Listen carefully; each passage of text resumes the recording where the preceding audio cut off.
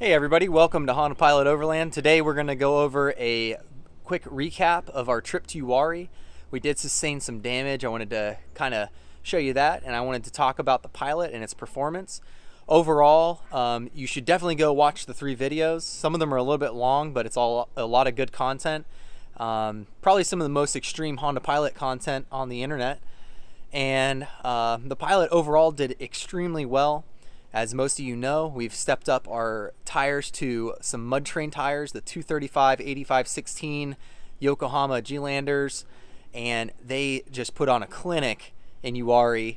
In the second day, it started raining, the clay got slick, and my skinny 235 tires cut right through that clay and just had traction, so much traction. I was really impressed, and it definitely helped the Pilot keep up with the dedicated 4x4s and Jeeps out there, and everybody was blown away. There were so many people that were just ecstatic when they saw the Pilot. They saw how many people we had in it. At one point we had actually five kids, and a dog, and 2 adults in the Pilot, and we just had such a good time. Overall, the Pilot did great. Believe it or not, after 3 days of wheeling in Uwharrie, my alignment still held and actually feels really good right now, which surprised me. I didn't expect that. I thought I would definitely have to go in for a quick alignment after a trip like that. But airing down the tires really must have helped cushion the ride, and we really had a fun time. So before I take too long, we'll go into the first major casualty. It's actually a casualty we've had before on the channel, but I brought my already cracked traction boards up to Uwharrie, and they proceeded to get cracked even farther. Some of them actually got split clean in half. Ironically, I only used the traction boards for my Pilot once, and it was just a minimal use. We did a bad job spotting down one kind of rocky ledge, and I needed just a little bit of height underneath my rear tire, and 2 of these traction boards provided that. We were able to rescue at least 3 vehicles with these traction boards. One of them was a Porsche Cayenne. That's in the second video from Uwharrie. We were able to help a Ford. I don't remember the model. But in the slick mud, these traction aids really helped several people. And I'm definitely going to be purchasing another set. I'm trying to work my way through. I sought out some sponsorships. I don't think I have enough clout right now to get a sponsorship from like Max Tracks per se, but I'm looking at my options. I can't afford to spend $600 on traction boards yet, but we'll buy something and give it another try. But these right here are, I would say they're X-Bowl clones. They're probably like, they look like the X-Bowl ones, but they're the cheapest ones on eBay that I could buy. They were like $50 a set. On this trip, the Porsche and the Ford dude, they actually gave me some money, so I actually got, of my $100 spent on these boards, I got a $70 kickback, which is pretty sweet. Reflector in the back, but I did end up backing into a tree on this side. It was in a blind spot, and I was just not looking the right way. It broke the connector tab that holds this down, which I'll be able to kind of fix here. It snapped this reflector in half, but I was able to go to LKQ and already procured another one. I'm sure it didn't help this area, but this has been a little bit of a trouble area ever since I bought my Pilot over 5 years ago. So again, it's kind of what it is. Let's see, we put a decal on the back, which I'm really happy about. I wish we had it in Uwharrie. I think a lot of people would have looked for us, but now we have a decal on the back. I like it a lot. I think it turned out, we picked a color that's kind of subtle, doesn't pop out like crazy, but yet it's still there. So I'm happy about that. On all of my wheels, I probably got a little bit of damage. So different things like this, where I got a chip right here on the bead, the edge. Then we got some rub marks. Yeah, this is actually one of the good wheels to show you. We got some good rub marks here. And part of the reason I went with black is that I kind of knew I was going to rub them, and what I'll do is end up taking these center caps off, and I'll just paint them probably flat black. Glossy would possibly work, but flat black is just so forgiving, Unfortunately, the mud sticks to them more, but I'll just keep it on the front and we'll get it, you know, looking better again. And the beauty of spray paint is once you get it covered, you just chip it and spray paint some more. Let's see. So the next piece of damage, when we were going down the cattle chute, there was one moment where I just kind of took my Oz off the road for a second. We're breaking down a steep hill, and it's already loose as can be anyways. But somehow I hit I think it was a root that was sticking out right here. I don't think it's too much, like there's no dent here. It is a pretty good scratch, but it might buff out. My rig at this point has become kind of a, you know, a rig that's going to get some damage here or there. So at least it's white, and at least my color of my Pilot is light silver. That's actually a pro tip. If you're thinking about wheeling your rig on smaller trails that have, you know, lots of branches and stuff sticking in, I've got lots of pinstripes on my car, and generally they buff out. If you put some effort into it, you can buff them out.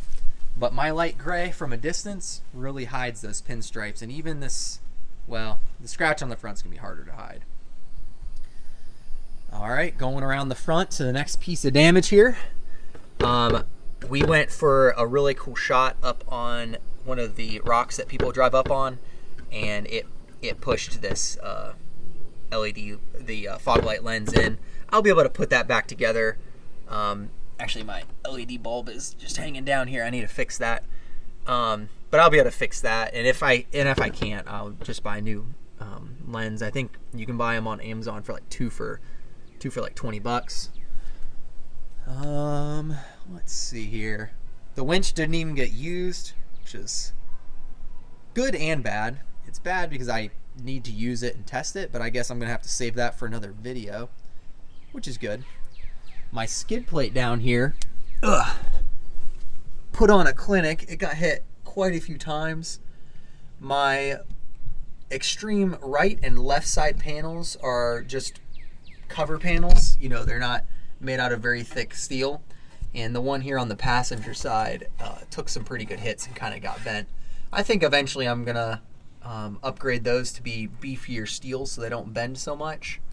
Overall, the skid plate did really well. And actually, as I'm looking down here on the bottom, let's see if I can get my camera to tilt here. There is one really good scratch.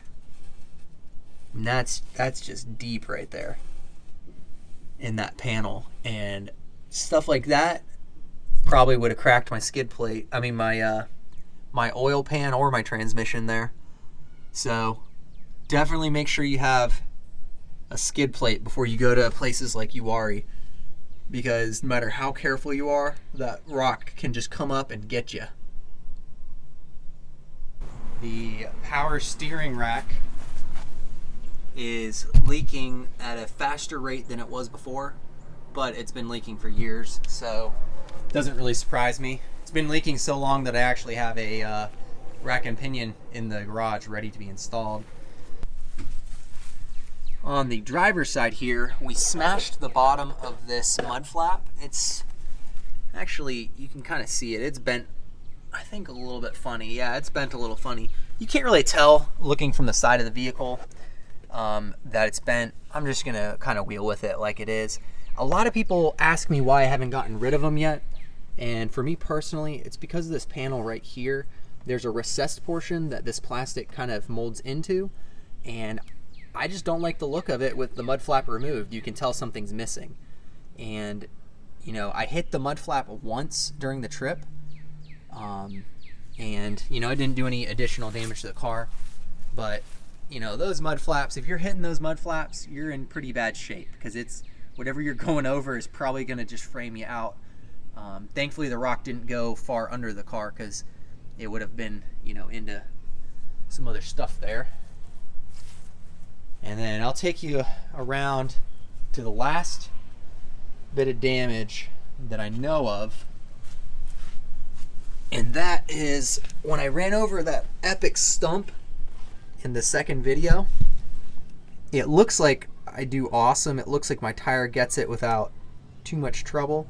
But as you can see here, it actually hit my jack point and bent it over, which is pretty epic because that's got to be, I mean, that's pretty good steel. And yeah, I bent it over. I'm going to try to bend it back. But at the end of the day, I'm just thankful that it hit the jack point because, you know, it could have hit my door or hit something else. I mean, if you're going to be hitting stuff and you're on a car without sliders, your jack point's about as good a place as possible to be hitting. So, since this trip, I've learned quite a few things. I learned a lot playing in those rocks. The rocks are not very forgiving. If you find yourself, you know, just not paying attention and you have a car like mine that's got some ground clearance, but it's, you know, not like a Jeep on like 35s, you really have to be careful and you have to spot your line. And in some ways, I think the challenge kind of makes these trails more fun because a lot of the Jeeps can just roll over them. There's not a lot of thinking or a ton of challenge. There's a few challenge points, but not a lot. But with my Pilot, the whole trail is fun, especially starting out. If you have no experience on the rocks, everything feels extreme. Even the easy trail felt crazy when we first got on it because we're used to driving around on just dirt roads and just driving through mud. So it was really cool feeling all that elevation change and seeing all the rocks. But what I learned was that you really should armor up your car to the best of your ability. And I've actually already purchased some rock sliders from I believe it was a Chevy Colorado ZR2. I bought them from a guy on Facebook for $75. I'm going to modify them to fit my vehicle. I've got some plans. I'll, of course, make a video building those. But that'll help protect my rocker panels here. One of the goals of that build is to try not to reduce my ground clearance too much. With a rock slider, I mean, if that's the thing that's hitting the ground, at least it's the rock slider, but I don't want to make it to where I'm getting hung up on it, you know, when I'm just in mud or sand or something like that. So I need to be careful on how far it hangs down. But after looking at the vehicle, I think I can come up with a good solution there. I also want to armor up my fuel tank skid. There's like a partial piece of metal on it, but it's just plastic, you know, it's thin metal, and then the other side's just plastic. I need to put something a little bit better over that. And then the rear differential, it's tucked up pretty well underneath the car, but it is another piece of, you know, aluminum with fluid in it, and you really could knock that and crack it. So before I go back to Uwharrie, my goal is to armor up those three things. I'm pleased to report that the Pilot's engine did not overheat this whole trip in Uwharrie, which is really good because if you guys have been following the channel, you know that I replaced the thermostat recently after the Pilot started overheating. And another symptom or another thing that can cause overheating is a head gasket issue. Thankfully, it does not appear that we have any kind of head gasket problem, so that's an awesome thing to confirm. The Pilot's transmission did great on this trip. It did not overheat a single time. Again, for those following the channel, I have 2 external transmission coolers, and I still run it through the radiator as well. So I have maximum cooling possibility, aside from putting more external fans on there. I also was able to keep track of the temperatures on my transmission temperature gauge that I installed. I'll link that video at the end of this video. And the temperatures didn't really exceed 180 degrees, which is awesome. As far as the Pilot's traction and flex and everything like that, it did really well. It doesn't have as much flex as like a solid axle vehicle. That being said, if you pay attention to the Uwharrie videos I put up, I was able to pick lines that maximized my potential to keep my wheels down. And if you look, I actually think I lift about the same amount of wheels as the Xterra did, which is pretty impressive for a unit body vehicle. Again, for those following the channel, I do have the rear sway bar disconnected, and that helps tremendously. And I've also picked my tires very carefully so that they can tuck up into the vehicle. I'll post a video or a picture of the Pilot doing that. And all those things help eke out just a little bit more performance out of my vehicle. And that's pretty much what this channel's about. Seeing how much performance we can get out of this Pilot, and basically just wheeling a super unique vehicle. I was the only Honda Pilot out there on the trails. There were lots of little ATVs and dirt bike Hondas, but I was the only big boy. And it was really cool because we were getting tons of attention. So there were people out there with awesome Jeeps, but the Jeeps are dime a dozen up there in the mountains. My Pilot was super unique, and it kind of blew people away. I'd say right now the Achilles heel of the Pilot is, and where it's not as good as a vehicle with lockers, is that the VTM4 system, it can send power to both wheels, but it's clutch based. So that means there is a point where those clutches can be overcome, and once they're overcome, they slip, which doesn't hurt the system or anything, but basically it's a limit. So if you had a true locker with gears, there would be no possibility of slipping unless something broke. In the Pilot, if you're going up a really steep incline, and on that steep incline you lift one of your front wheels, the back wheels have to be able to overcome the force going forward. Now, if one of the back wheels has light traction too, then that puts a bunch of the necessary force goes to one wheel in the back, and that's where the VTM4 system's power that it can put out just isn't quite up to the task. And I believe I saw that effect twice during the trip. One of them was a slick rock climb that I guess I'll go ahead and put it right here in this video. I kind of cut it out of the other video because the Xterra didn't try it, and it was kind of embarrassing. Showed one of the weaknesses of the system, but I'll go ahead and put it right here.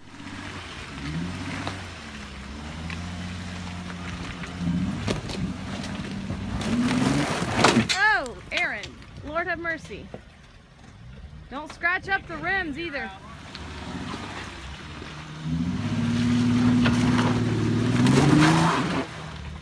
Three-wheeling or two-wheeling.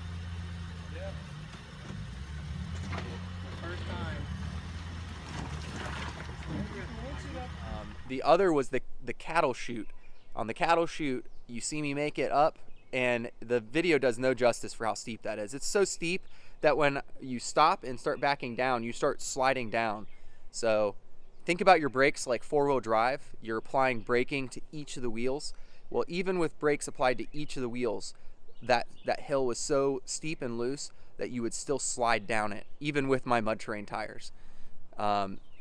Anyways, so in the cattle chute, I make it up, and then you can see me lose traction. It appears on one front wheel, and certainly one of the back wheels. The one closest to the camera definitely spins.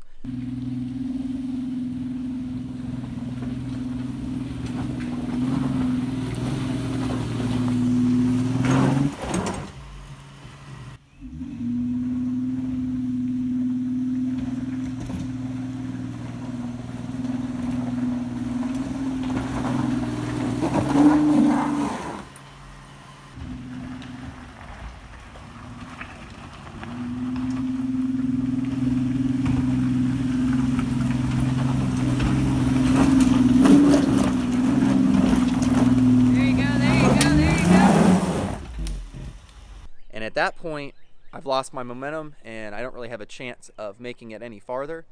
The difficult thing about that obstacle is there's some turns and some bumps all the way up that limit how much speed you can get. Also, the steepness limits how much speed you can get, because the Pilot, it's got enough power, but when you're on really steep stuff, you can feel the lack of power, and you can feel where you would want to have a low range to help the engine out. But other than that, the Pilot did pretty well in first gear. I could feel the need for low range, but I'm really happy to report that it still felt like it could, start up pretty darn steep hills, and all the stuff that it did exceeded my expectations, and all the stuff it couldn't do, which was just a couple things, those were things I already knew, and actually it did more than I thought it could do anyways. Also, since I installed the winch on the front, if you watch any four-wheel drive show, there are moments where the four-wheel drive vehicle cannot overcome the obstacle of its own wheel power, and at that point you break out the winch. So if I was going on a caravan with some other four-wheel drives and we're trying something tough and my Pilot can't quite make it, I'll just winch over. And yeah, so once I armor up the bottom, I should be able to winch over things without damaging anything. or as much stuff, and we'll be on our way, and hopefully I can go on some trails with some more serious rigs and really test the boundaries of the Pilot. I'm going to be producing a video coming up soon with my full wire up of my winch, and I'm going to show you guys how I wire it so I can connect it in the front and the rear. And what's really cool about my winch is that I can actually hook it up on any vehicle with a hitch, with a 2-inch hitch receiver. And I think it's really neat. So like if someone's stuck on a trail or stuck in a weird place and you can't get a car around them to where they need to be pulled, I can actually just pick up my winch and go over to the vehicle, use my jumper cable system that I'm going to be making, and just winch them out. And I think that's going to be pretty epic. Another cool thing is that it works for any vehicle. So if you're watching this channel and you don't have a Honda Pilot, my winch setup can work for any vehicle that has a rear hitch receiver. And then if you have a front hitch receiver, it works for your front too. So I like the versatility, and I like that it only weighs 30 pounds total. So definitely check out my old video on the winch if you haven't already. I think everybody on the market probably should have these if you can afford one of these little winches. It's better than not having any winch, I can almost guarantee you. It's better than using a hand winch or a high lift. I've seen personally where the traction boards just aren't quite enough, especially with vehicles that don't have a locker in the rear, any way of getting power to both rear wheels. What else am I working on? I'm going to do a video coming up very, very soon about my new tires. I want to do a pros and cons video and compare them to the Duratrax and my previous tires.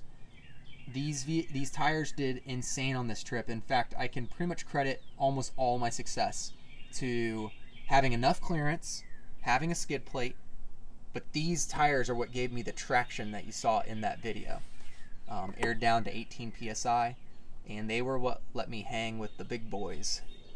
So, but there are downsides to it. I also want to do a walk around video coming up soon to kind of show where my rig's at right now. I'll kind of show you the good, the bad, I guess the ugly. Probably the main ugly is the ceiling fabric falling down, and the front bumper cover has clear coat peeling like crazy. But so stay tuned for that. What else do we have?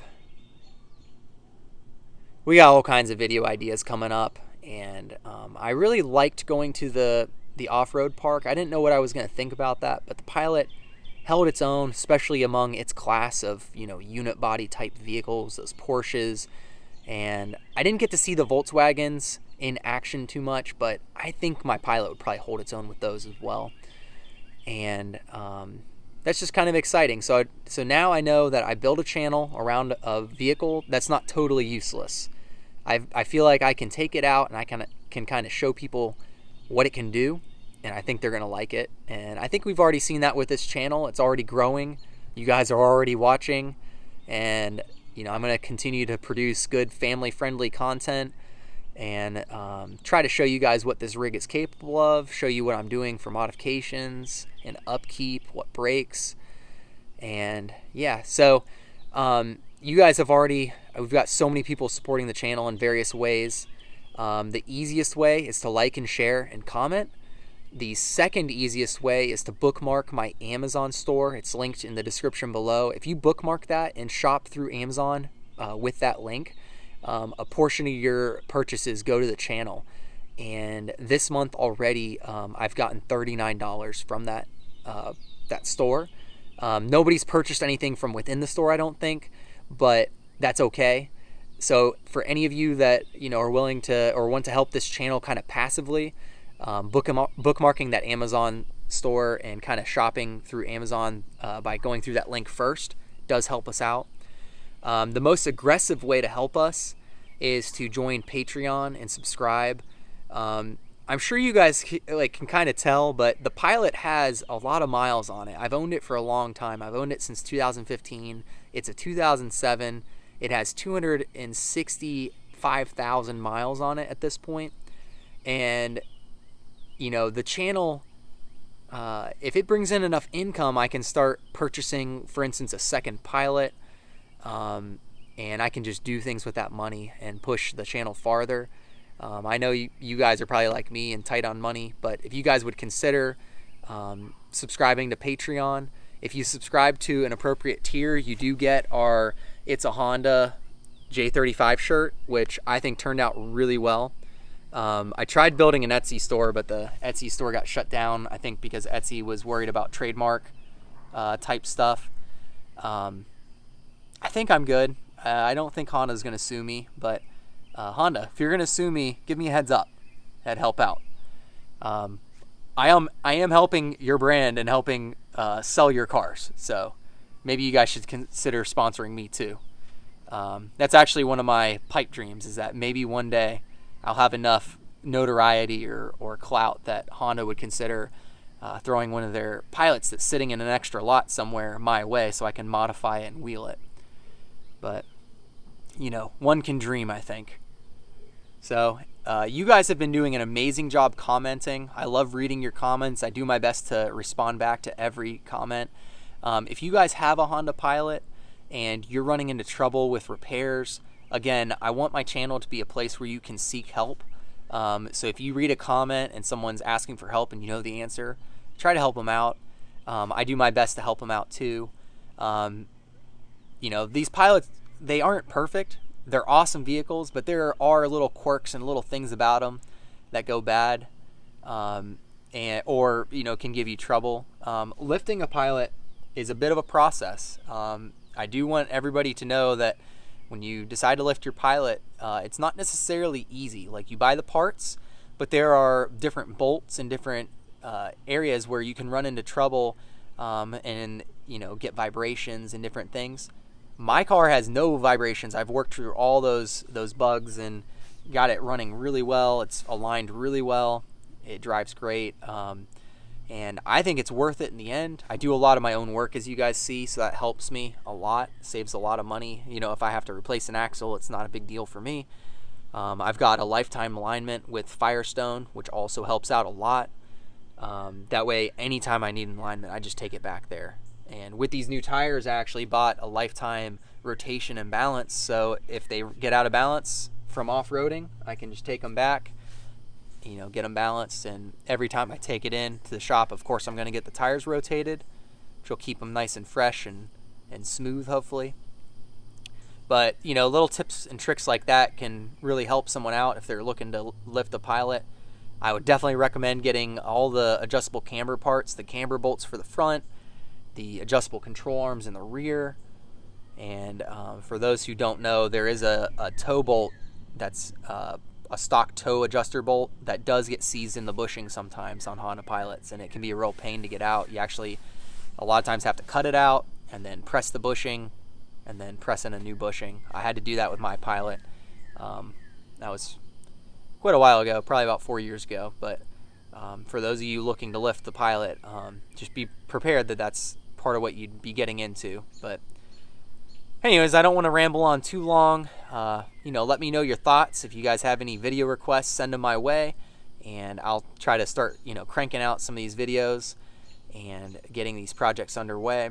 I am really excited about going on more trips to off-road parks. I'd love to collaborate with people and go with them, especially those with other, you know, awesome rigs, especially with YouTubers. If you guys have a YouTube channel and you want to do some sort of collaboration, let me know. And I'll catch you guys next time. Let me think. What video will I do next? I think I'm going to do my wire up on the Winch next, and then my tire initial review video. So stay tuned for those. Catch you guys next time.